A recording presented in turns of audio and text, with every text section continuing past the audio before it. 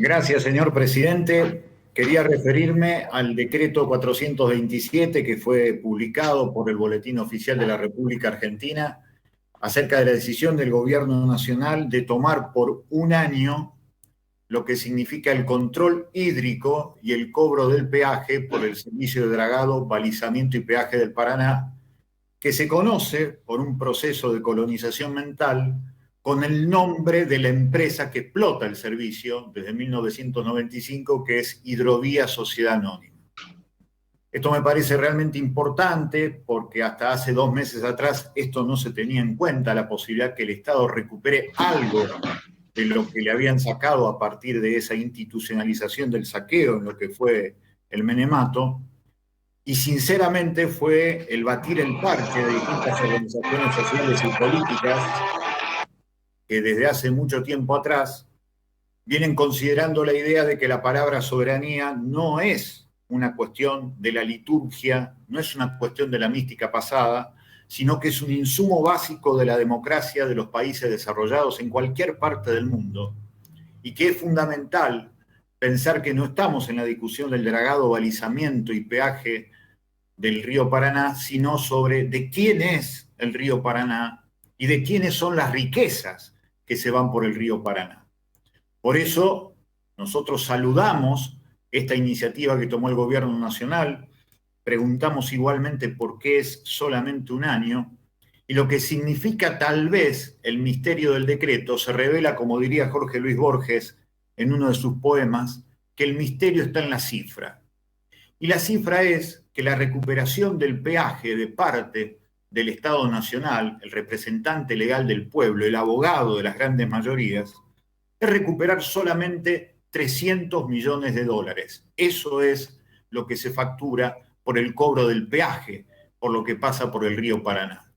300 millones de dólares. Ahora, las exportaciones que circulan por el río Paraná son 30.000 millones de dólares. Y por lo tanto, la pregunta básica que nos hacemos, con absoluto criterio, saludando la iniciativa, pero pidiendo ir por más, porque se necesita más, porque hay 19 millones de personas hoy en la Argentina debajo de la línea de la pobreza y necesitamos que la mayoría de la riqueza de nuestro pueblo sea para nuestro pueblo específicamente.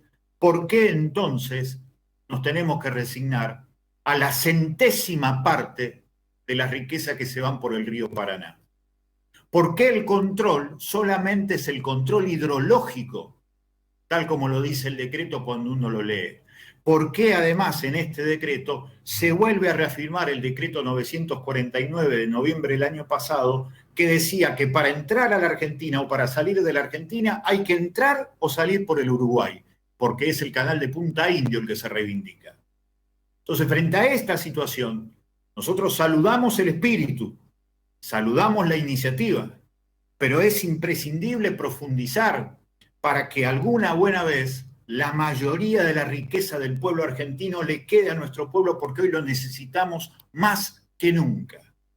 Y otro criterio que me gustaría compartir es que en medio de esta cuestión en donde todo se dirime a favor o en contra del Estado y los sectores privados, lo que hay que decir que aquellos sectores que desde la supuesta posición en defensa de los sectores privados salen a entablar, a enlodar la idea del Estado como si fuera sinónimo de la corrupción. Y es mentira.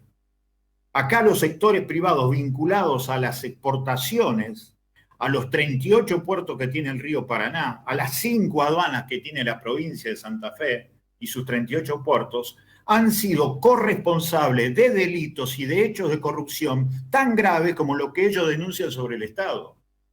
Sobrefacturación de importaciones, subfacturación de exportaciones, 38.000 millones de dólares de contrabando, y miraron siempre para otro lado con el contrabando de armas y el narcotráfico.